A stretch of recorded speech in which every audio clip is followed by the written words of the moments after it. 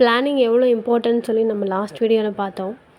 நான் பிளான் பண்ணிட்டேன், எக்ஸிக்யூட் பண்ணிட்டேன். பட் எனக்கு சக்ஸஸே கிடைக்கல. நான் கரெக்டாக தானே பிளான் பண்ணேன், ஏன் எனக்கு சக்ஸஸ் கிடைக்கல அப்படின்னு நீங்கள் நினைக்கிறீங்களா?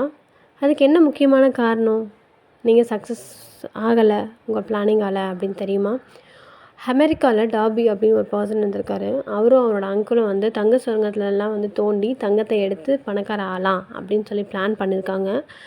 சரின்னு சொல்லிட்டு அது எந்த மைன் வந்து ரொம்பவே நிறைய தங்கம் கிடைக்கும் அப்படின்னு சொல்லி விசாரித்து அந்த மைனை வாங்கி அங்கே வந்து தோண்ட ஆரம்பிச்சிருக்காங்க 2 பேரும். தோண்ட தங்கம் கிடைக்கிறதுக்கான அறிகுறி எல்லாம் அவங்களுக்கு தெரிஞ்சிருக்கு.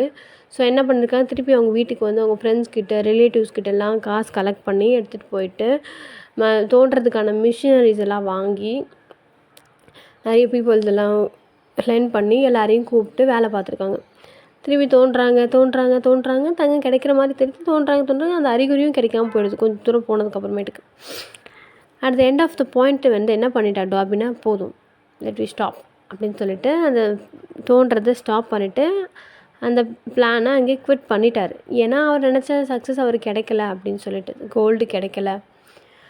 அதுக்கப்புறம் என்ன பண்ணியிருக்காரு, அந்த மிஷினரிஸ் எல்லாத்தையுமே ஒரு ஜங்க் மேன் கிட்ட சேல் பண்ணிவிட்டு, அந்த ஜங்க் மேன் அந்த மிஷினரிஸ்லாம் இவர்கிட்டேருந்து வாங்கினார் இல்லையா, அதாவது ஒரு பழைய பொருளெல்லாம் வாங்கி விற்கிறவர் தான் ஜங்க் மேன். அவர் என்ன பண்ணியிருக்காருன்னா, அந்த மிஷினரிஸ்லாம் எடுத்துகிட்டு போய் திருப்பி வேறு யாருக்கு சேல் பண்ணி ஏதாச்சும் பண்ணிக்கலான்னு எல்லாம் அவருடைய ஒர்க் அவர் பண்ணாமல் அந்த மைனை ஏன் இங்கே குவிட் பண்ணாங்க அப்படின்னு யோசிச்சுட்டு ஒரு மைன் இன்ஜினியரை கூட்டிகிட்டு வந்து அந்த இடத்த பார்க்க வச்சுருக்காரு. அந்த மைன் இன்ஜினியர் அந்த இடத்த பார்த்துட்டு கேல்குலேட் பண்ணிவிட்டு சொல்கிறாரு, just 3 feet before they stop. தங்க சுரங்கத்தை தோண்டி அதிலேருந்து நம்ம வந்து தங்கத்தை எடுத்து ரிச் ஆகணும் அப்படிங்கிறது டார்பியோட பிளான். அந்த பிளானை அவர் ஃபஸ்ட் டைம் கிடச்ச அவருடைய ஃபெயிலியரை அக்செப்ட் பண்ணிவிட்டு அவர் போயிட்டார். ஆனால் அந்த ஜங்க் மேன் டாபியோட பிளானுக்கு ரீப்ளான் போட்டார். ஒரு மைன் இன்ஜினியர் கூட்டிகிட்டு வந்து ஒரு சர்வே பண்ணதுக்கு அப்புறமேட்டுக்கு ஜங்க் மேனுக்கு சக்ஸஸ் கிடச்சிச்சு. எடிசன் 10,000 டைம்ஸ் ஃபெயில் ஆகிருக்காரு பல்பை கண்டுபிடிக்கிறதுல. இல்லாத ஒரு விஷயத்த கண்டுபிடிக்க முடியும்னு சொல்லிட்டு பிளான் பண்ணி எக்ஸிக்யூட் பண்ணி ஃபெயிலியர் ஆகி, சரின்னு ஃபஸ்ட் டைமே அவர் ஃபெயிலியரை அக்செப்ட் பண்ணிக்கல.